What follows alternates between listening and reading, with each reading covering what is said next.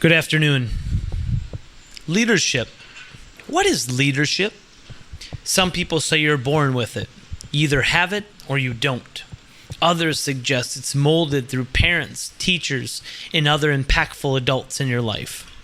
Regardless of the either-or fallacy, I think former President of the United States, John Quincy Adams, best summarized leadership when he said, "If your actions inspire others to dream more, learn more, and become more, you are a leader." Recent NHS electees, there's something inside of you that your teachers, counselors, principals, and parents see that we believe inspire others to dream, learn, and become something more than they already are. And we believe you are leaders. Are you ready to lead? While leadership can be explained, examined, and modeled in a plethora of forms, I believe leadership, true leadership, is built on three foundational pillars: integrity, perseverance, and courage. The first pillar I hope to encourage you to build your foundational leadership on is integrity. The word integrity comes from the Latin word integer, meaning whole or complete. You see, many people associate integrity with honesty, but it has more to do with the entire person than a single value. It's the whole piano, not just those shiny keys. It's an entire pizza, and not just your favorite toppings. It's more about who you are than where you are. See, integrity doesn't pick moments to shine. Integrity doesn't change when parents leave the room. Integrity is living an honorable life at home, at school, on the athletic field, in the classroom, and even on the bus. Like integrity, leadership isn't an on-again, off-again thing. It's who you are as a whole. Are you ready to lead? The second pillar I hope to build your foundational leadership on is perseverance. Perseverance, as defined by that great Webster dictionary, is, and I quote, "continue effort to do or achieve something despite difficulties, failure, or opposition." In 1995, a young single mother thought life couldn't get any worse. She had recently filed for divorce from her husband, her mother had just passed away, and she was so poor that she needed government funding to feed her only daughter as they lived in a tiny one-bedroom apartment in England.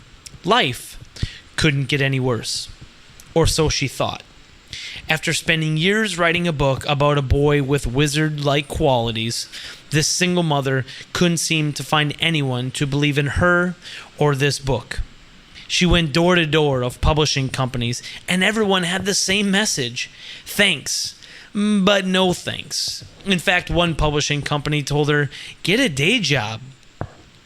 You see, if this single mother's story ended there, we wouldn't have kids playing in living rooms with black capes on their back, or broomsticks between their legs pretending to fly, or clothing store shelves stacked with Harry Potter t-shirts.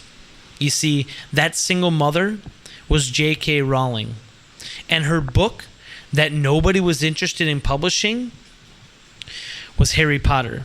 Today, J.K. Rowling is the second richest female entertainer on the planet, and her brand name, Harry Potter, is worth nearly $15 billion. You see, these stories exist throughout history. Guys like Michael Jordan, who wasn't good enough to play on his 9th grade basketball team, or the inventor of the light bulb, Thomas Edison, who at a very young age was called stupid and unteachable by his elementary teachers, or perhaps Milton Hershey, who started 3 candy companies in New York, Chicago, and Pennsylvania, only to see all 3 fail within a few years.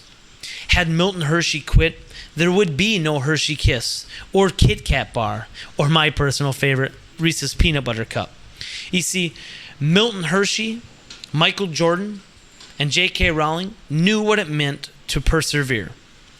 Martin Luther King once said, "The ultimate measure of a man is not where he stands in moments of comfort and convenience, but where he stands at times of challenge and controversy."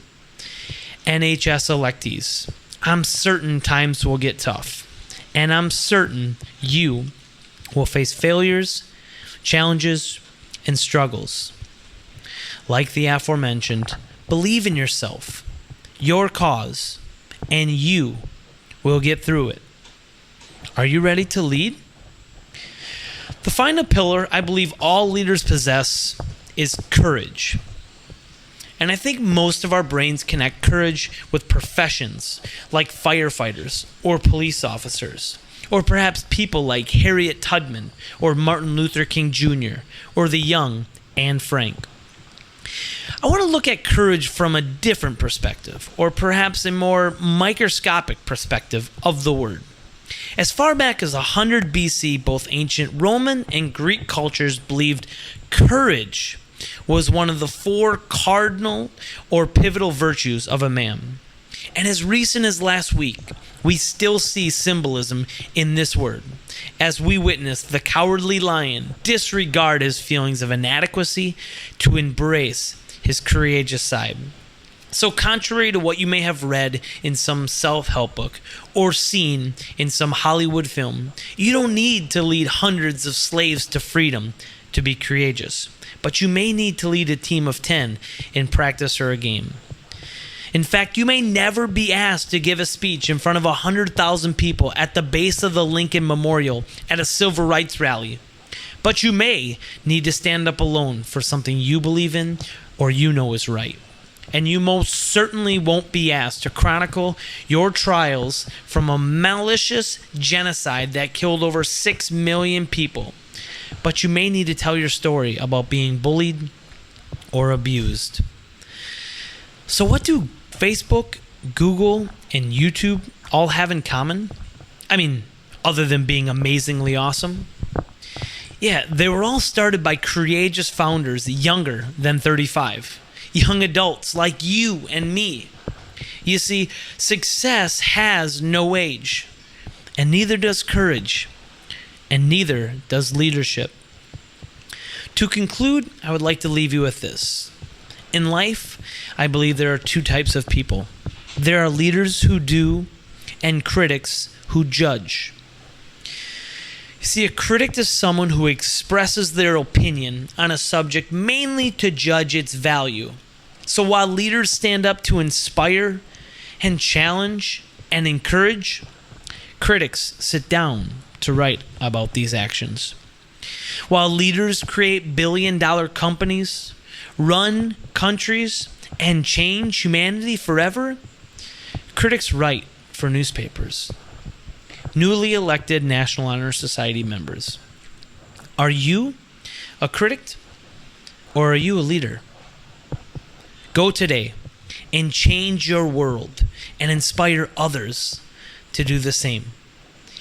I believe in you, and you are ready to lead. Thank you, and congratulations.